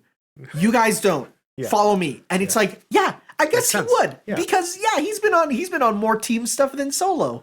but when they're like go thripping through the air with each other, you hear like Tom's theme, and then you hear the Toby's theme in there. See, that's like, the thing when I rewatch it, which I want to when it probably comes out on like streaming and stuff. I really want to listen for the music because I Yeah. completely missed that. Oh, it's but like so I good. want to listen for that. And then they all land and they jump, and then there's that money shot. Oh yeah, big money shot. And It wasn't like long though. It was like a second. oh yeah, I was worried that because like I mean I'm a Spider-Man fan, but I was legitimately worried. I'm like, could I at a glance tell the difference between like from an action glance tell the difference between the three of them in fighting, like while they're moving quickly? And I was actually worried about that because I'm like again, I know, you know, Toby has the webbing that's, you know, raised, The thicker the webbing. thicker webbing, suitor. you know. Then Amazing has the different, like the blue is more The blue is more pronounced. pronounced, and then you have the eyes and the rest of the suit being different for Tom. Yeah. But I was like, oh no, they made it super easy to tell who's Yeah. who in each scene because Oh, it's almost exclusively them talking. We didn't mention the integrated suit that's given to him by Otto. It's really not that much. It's like the regular different. suit, but with the Iron Spider. Yeah, it's like It's cool. I like it. it's cool, but it's also like the least interesting of the new suits in any MCU. I feel. I don't think so. I think it's better than the Iron Spider suit. It just feels like the Iron Spider, but slightly less to me. It just feels so. It just feels Well, like I feel like it's a good balance. yeah. Oh no, for sure. Yeah. What else? Okay. So all I want to talk about is the scene where, because I mean, yeah, they fight. But I really want to talk about the scene where MJ falls. Oh yeah. Oh man. And I cheered. I was like, "This is so awesome." the thing that really gets it is knowing that Andrew Garfield cannot watch that scene. You can't. Andrew Garfield has gone on record saying because he was dating the actress for Gwen Stacy at the time, he says he cannot watch that scene. Like from the Amazing Spider-Man? From the Amazing Spider-Man 2. Oh, okay. He cannot watch the No scene. Way Home scene. No, he cannot watch a scene where Gwen Stacy dies. Yeah. He says it ruins him. And the crying in that scene was real. He said it was like the hardest thing for him to do in Hollywood ever. So the fact that he got to save MJ, and again, in an interview I read there, the tears that he felt there were, it wasn't Spider-Man, that was Andrew Garfield. That's cool. And I'm like, oh my God. Like the redemption there. Yeah. Like, frick. So good. So good. Awesome. Okay, so I was shocked to see Sandman in his not sand form. Okay, did you notice those for both both Flint and Kurt? Those scenes are superimposed from their movies. No, really? Yeah. Because they weren't actually there. They were just the Whoa, really? Yeah. Because the scene where he's turning back into Flint, it's the scene, you know, in Spider-Man 3 when... Dude, Spider-Man 3 is like one of the least watched ones for me. He gets like washed by Black Suit Spider-Man. He's like washing away in the mud. It's like a reversed image of him forming back. Wow, really? And then with Kurt, it's like, well, you didn't watch the end of the movie. Watch it, no. It's just a scene from when he turns back into... Really? That's interesting. Huh. I know, like, I noticed that right away. I'm like, that doesn't look right. Huh. Yeah. Okay, interesting. That's why he looked so young. Yeah. I'm like, wow, the de-aging technology. I thought they really had to break it out for him because his actor is quite haggard. Yeah. Right, compared to some of them there. I forget his name, but I was like, okay, that explains a lot. Then they take down Electro, and Electro says, "I thought you were black," which is the funniest thing ever. And then he says, "Maybe somewhere out there's a black Spider-Man." And I went, let's go. And we're probably getting Miles in the new trilogy. I don't think we're gonna get live action Miles. No? No, I think. Well, because remember, they're all part of the Spider-Verse technically, but I think that Spider-Verse is going to be the Miles franchise, and will they cross over? I think they will, but I don't think there's going to be a dedicated MCU Miles versus Spider-Verse Miles. I think Spider-Verse is okay. Miles. Fair enough. And especially because like Spider-Verse has such a different audience to MCU. Like I like Spider-Verse is one of my favorite films of all time just because the animation and everything. Yeah. And I think the fact that they're like, oh yeah, they're all part of Spider-Verse, and I think it's like, yeah, like he's going to be the Miles for movies. Especially, and there's apparently a Spider-Verse show coming out too soon, so it's going to be like you're going to get more of him there. And the whole with Toby and Otto, just reconciling. Yeah, it's trying to do better. Trying to do better, which is great. Yeah, it's almost like they're talking to like the people who grew up. That's what it felt like. Yeah. Oh, for sure. There's moments where you can tell with all the Raimi characters where it feels like they're talking directly to the people that grew up with it. Yeah, absolutely. Yeah, or like when Electro's like, you ain't shit no more, and then Andrew's just like, oh, yeah. Just like all these little like interactions that you like were like fans were dreaming of that actually like came true and everything. Yeah. So then the spell. And anything else in that fight? Not really. I got all my stuff out. Man, lizard. It's good, it's but really it's just good. like, yeah. Well, and then Green Goblin appears. Yes. And the whole battle with Green Goblin. Yep. Which was all equally brutal. It was brutal. Yeah, and fighting on the Captain America shield, I'm like, look at that Tekken stage. Right? Like, it's literally like this round arena for them to fight on. But like, Peter's just not letting, like, he's strong. He's just beating the shit out of Goblin. Yeah.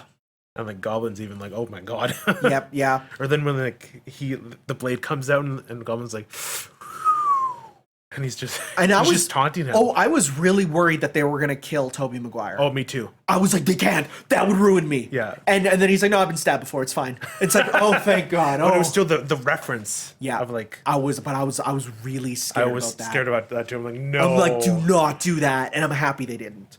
But like he just like Goblin was just super like bulky in that scene. Oh Just, yeah. like, Oh yeah. Again, we're talking about the dissociative disorder. Like there's when you shift your personality, your body mass can change, your muscles can grow. Yeah. That is a scientific thing. And it's like, yeah, you totally see that. The difference between the feeble, almost homeless looking Norman versus the Goblin who is like scary. Yeah. And then when Tom goes to do the finishing blow and Toby catches it. Yeah. Yeah. And just like remember like what your whole responsibility thing. Yep.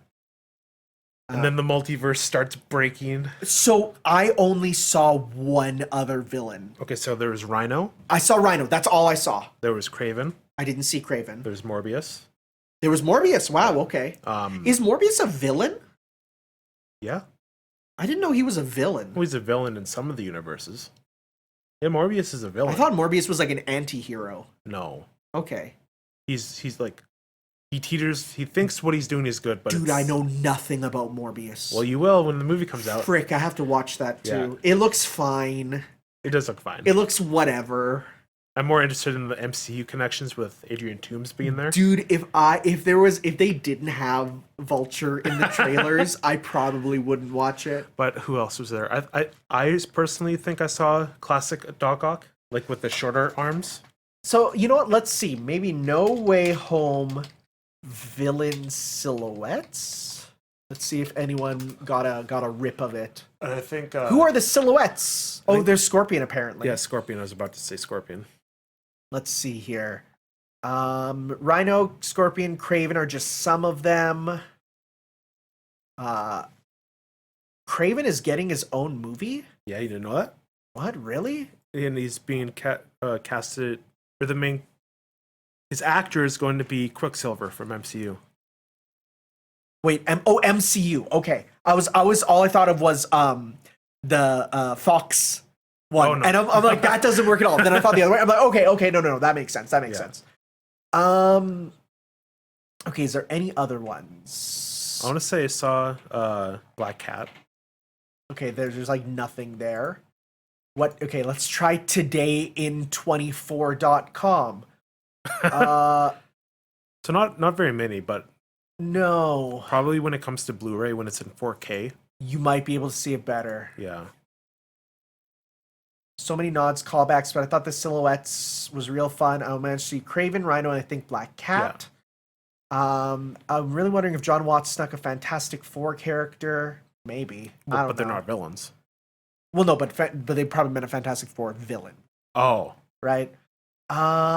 Doppelganger. He was the clearer one with the 6 arms and the hunched pose. That's who I saw. I thought that was just...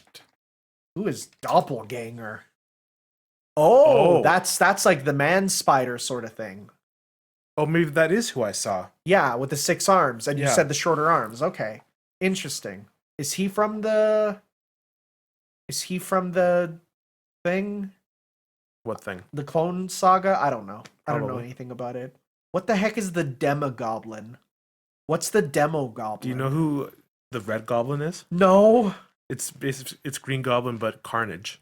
Whoa. Okay, So that's the- kind of cool. So the vengeance and the rage just amped to 11. Okay, Demogoblin has boobies. That's pretty cool. Never mind, I don't like her. I got Reddit things. Uh-oh. Okay. Chungus McGoodboy? What? Chungus McGoodboy. It is Chungus McGoodboy who said, "What the dog doing?" Oh, because I posted this. What is... I posted from Diesel. Read what he says. It's got to be an attack by enemy stands. Dude, do you not know Diesel? No. The American JoJo comic? No. But then I edited so that instead of saying enemy Squid stand, he Games? yelled Squid Games. God damn it. Oh, I got to teach you about Diesel. Anyways. Okay, so yeah, then the spell goes off, and then the only way to stop it is basically do the original spell where everyone forgets. Yeah. And But not just everyone forgets Peter is Spider-Man, but everyone forgets Peter. Which honestly, because and at the end of the day, it means 2 people forget Peter. Well, no, because all the Avengers too. Yeah. It means the Avengers and then MJ and Ned. Pretty much. Like, if we're talking about the characters that matter who forget him. Oh, okay. Right? Yeah, like everyone else does. Yeah. But the characters that matter, the characters that make him go like, I'm sad now. Well, no, because you know what because Happy remembered Spider-Man, but he didn't remember Peter. Oh yeah, people remember. So the Avengers probably still remember Spider-Man working with Spider-Man, but they don't remember anything about Peter. Another thing is like, don't people have like physical evidence about the film? I imagine that got erased by magic. It's right. just magic, you know. Yeah, well, it's because I'm playing I just played a story in Fate where it's the idea of well, no. Why do you? How do you always tie things to Fate? Listen, like but in that universe, it's like if the god deems you as bad, you're erased, and the memories of people are erased as well. And in part of that is all physical things that could tie to it are either changed or also gotten rid of. Okay. So that's what I kind of went for that. Although in that there's a villain who will secretly put them back just to drive the people insane, going, who is this? Which is like the cruelest thing I can think of. Which is like, you forgot about someone who was important to you, like the father of this little girl, but brought back letters talking about him. It's like, that's the cruelest thing ever, right? But that's what I imagine, is that it's like, it was not just like forgetting, but any physical evidence would be changed or removed. And just like the scene of Peter saying goodbye to everyone. It's sad. That's a tearjerker. It's sad. Even the second time I was like getting emotional. It's sad. Yeah. Yeah. And like it's even sadder knowing that like Peter didn't like, because he promised MJ like he'd go find her and explain everything, but he didn't. He's like, they're better off without me. Yeah. So. Well, okay, that's what you took from the ending? Because I personally felt from the ending when he goes back to the diner and he sees them there, I felt like it was going for, I'm back, like I can't skip ahead. I have to start from zero. Oh, okay. I took Maybe, it. that's a better way to look I at it. took it as not, I'm going to never see these people again, and I'm just trying to keep them out of my life. I took it as, I can't play the cheap and easy game of, hi, I'm Spider-Man, we were in a previous universe, because he knows that's not going to work on her. But it's also that he has to keep his identity a secret now. Yes, so I took it because as he has first-hand experience that it goes super Oh wrong. yeah, I took it as, we're going back to zero, but he's going to rekindle those friendships just as Peter. He's not going to get Ned as the guy in the computer. He's going to... The chair, right? Yeah. Well, you know what I mean. I feel like he's going to be working towards getting them as friends without bringing them into the life of Spider-Man. Because, he sees what happens, right? He's going to be more careful about keeping that separate. But I feel like he still wants them in his life and will keep working towards that. That's what I took. Fair enough. And that brings us to the point that I really want to say out loud, but haven't been able to because, watching for Twitter spoilers and stuff and not spoiling people. Okay. Everyone who complained that Peter Parker in the MCU was too bourgeoisie and like had everything given to him on a silver platter, you got your wish. He is now, it feels more broke than any other Spider-Man character. I love it. Oh yeah, and he's like, this was like can't I speak today? It's a reset, right? But it's a reset to... It's an amazing idea. Yeah. To do that. Oh yeah, because they jumped in kind of halfway, right? And now it's like, and there was so many people I know who hated Tom Holland as Peter Parker because they're like, he got everything handed to him. Yeah. He got everything given to him. He never had He's to. rich. He's, you know, and there's people that are like, yeah, look at his apartment. He's too rich. And it's like, I wouldn't call what he was living in rich. Then again, I don't know. It's different in New York, I guess. I don't know. Yeah. But, you know, now he's like, now he's in a smaller single bedroom apartment than any other one. And his landlord sounds like a dick, just like the Raimi one. Oh, I thought it was the same guy, honestly. Me too. I thought it was the same guy. But yeah, it feels like he is completely back to step one. He's in a handmade suit again, which is just and that actually looks, I think it's like a combination of all three. I didn't get a good look at it because I just saw it in the movie. They didn't. No way, whom? A homemade suit. Let's see here. New suit has nods to the previous ones. Blink and you'll miss it. Costume detail that has friends emotional.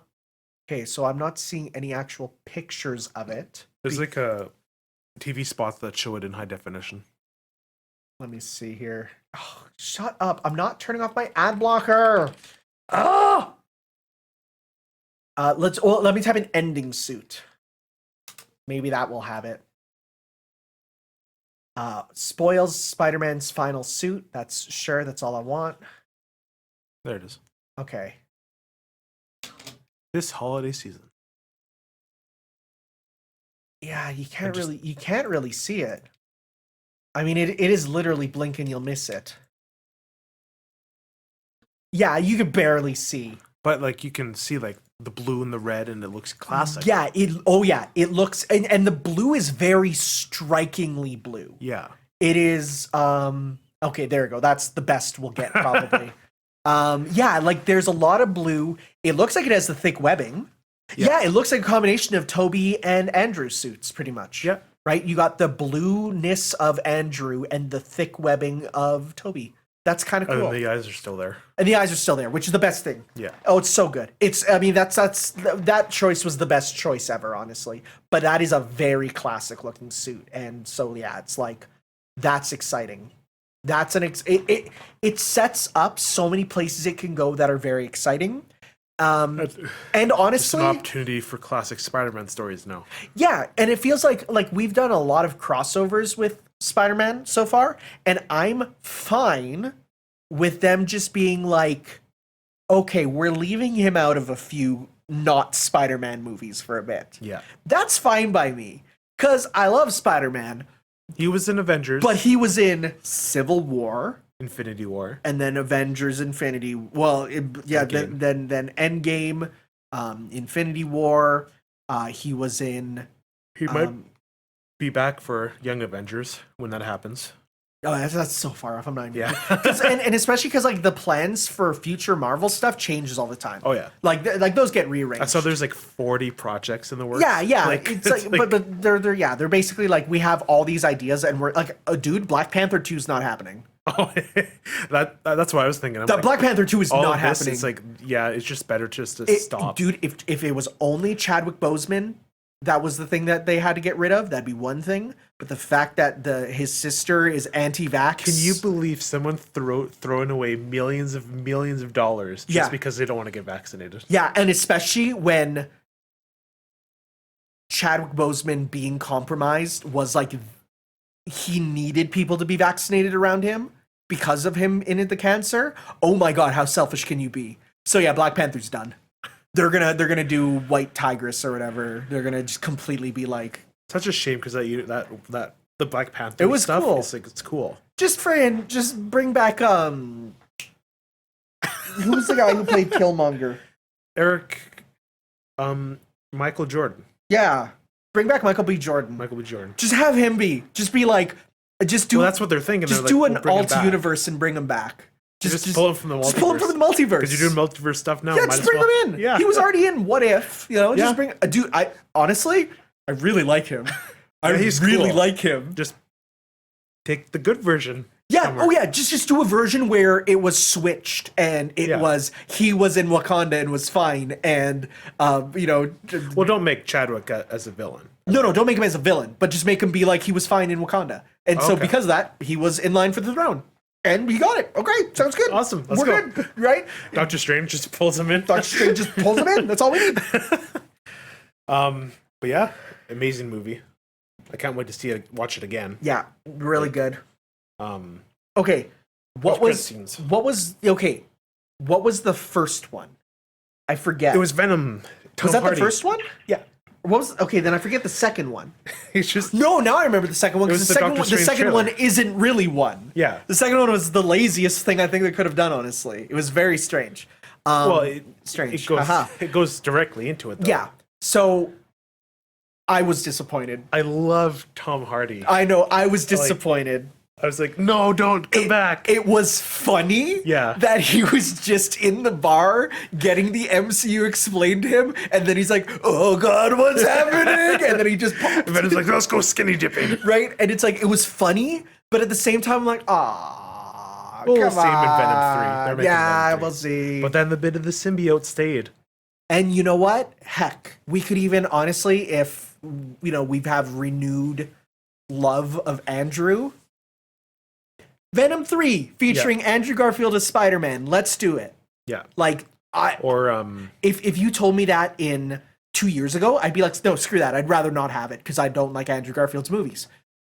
But having seen Venom 1 and Venom 2 and enjoying those movies quite a bit, Yeah. and now seeing what you can do with Andrew Garfield with a good script writer and good director, it's like, yeah, let's do that. Yeah.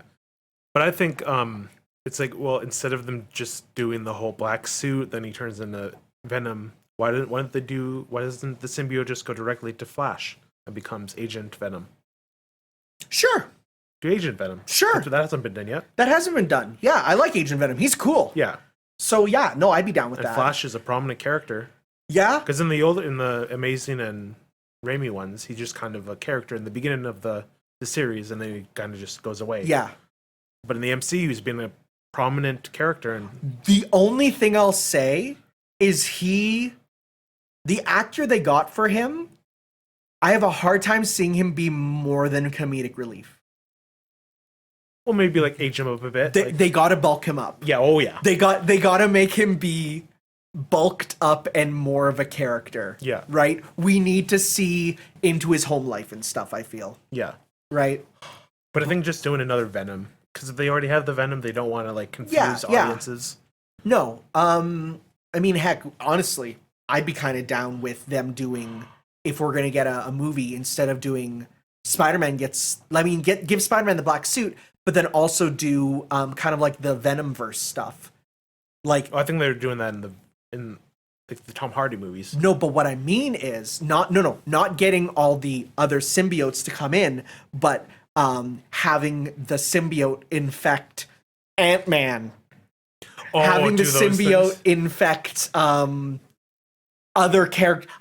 Okay, no, I got it. Oh my God. What? You were talking about get Ned to be Hobgoblin, get him to be Hobgoblin, get him to be like using the magic with that's the way to get him on the bad side, right? Get him venomed up, right? Maybe. Right? That I'd like to see that. Where it's not just the black suit, but it's like, because like one of my favorite things was Web of Shadows and seeing all the venomized versions of characters. Yeah. So like, frick, get someone to play Wolverine and get like Wolverine Venom, which is the sickest design ever. I love it. Have you seen Wolverine Venom? Oh, it's so good. I'm just interested to see how they're going to differentiate MCU Venom and the Tom Hardy Venom. Yeah, it's gonna be interesting. So right.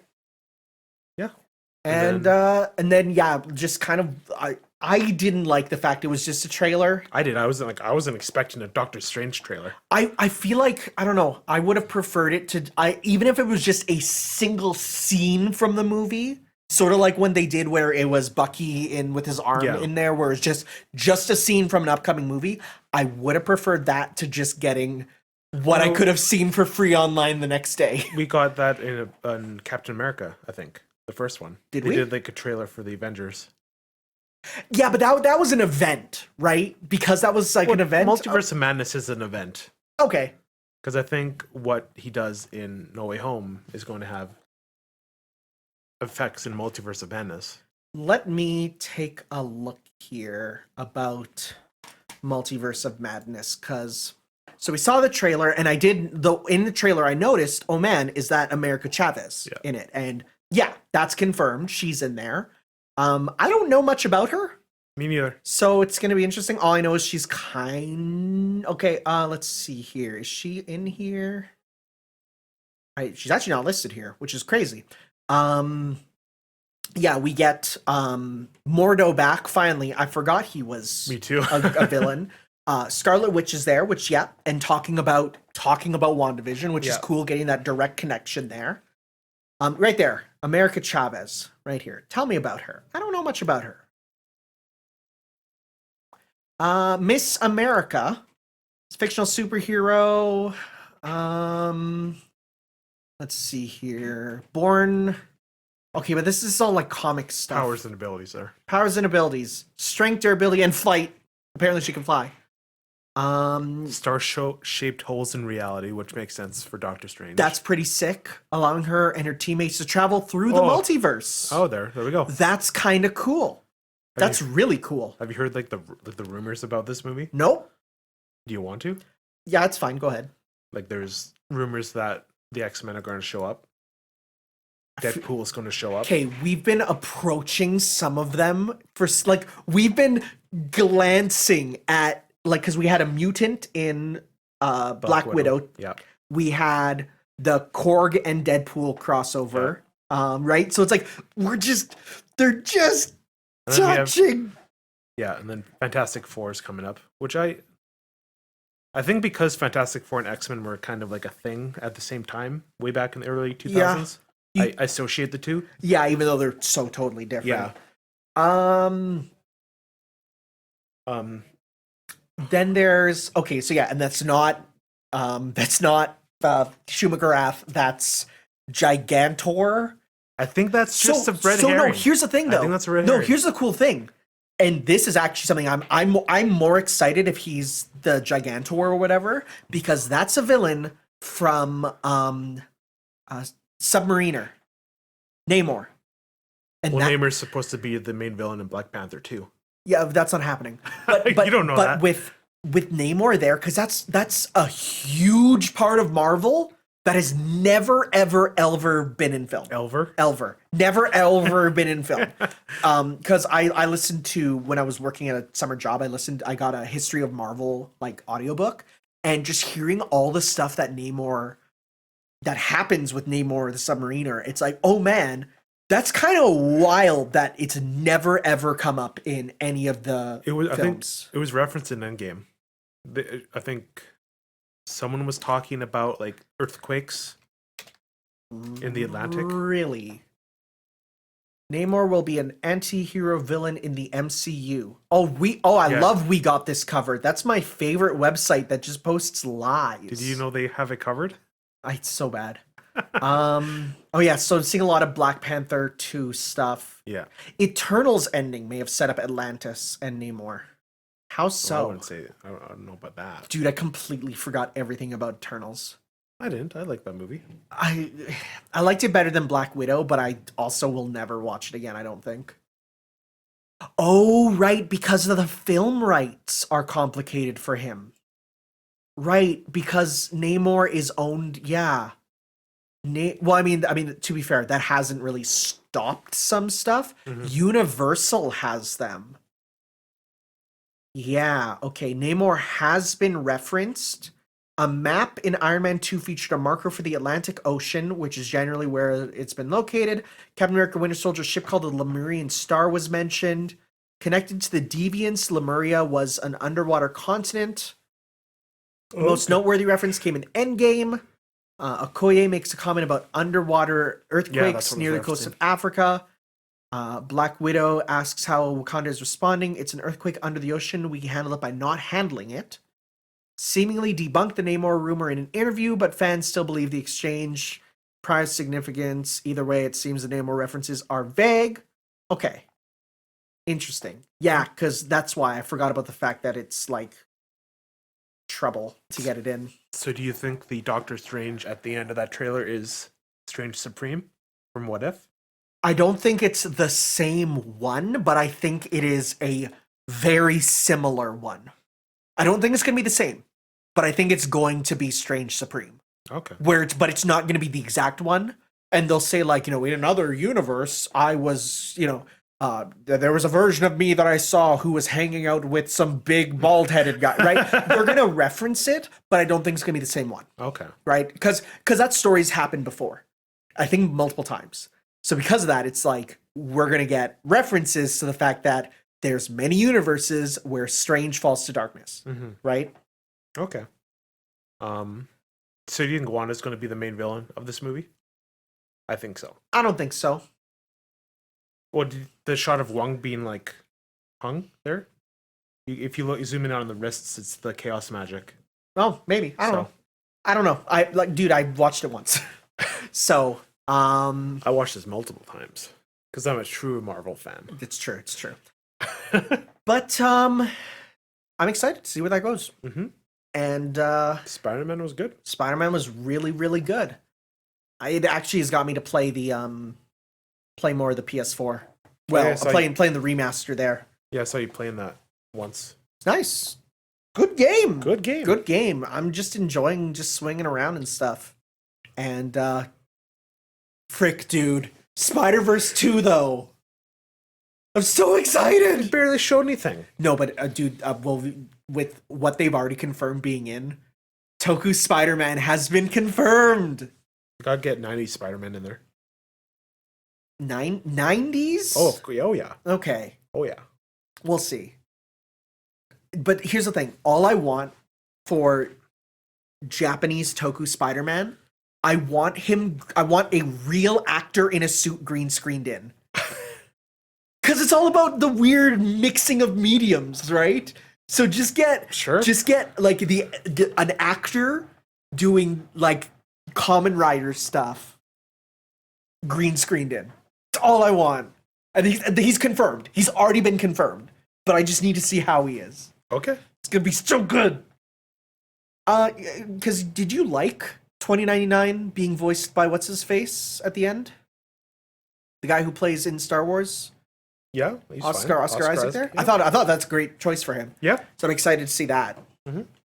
And yeah, big exciting. Why are you grabbing my USB Ethernet adapter? I don't know. It's just here. It's good stuff. Connect your consoles. Okay. Well, that's it for that. We do have another podcast though coming up in the next few days for people who are joining in. We're going to be doing a Game of the Year podcast. Probably going to be a lot shorter, I feel. I feel like we don't have as much to talk about. Yeah. Because some of them we've already talked about. For sure. We might already have a podcast on one of the games. So, yeah. Thank you all for listening, and we will see you next time for that. I'm going to hibernate. Gonna hibernate now. Yeah. He's leaving. See you next time, guys. Ciao.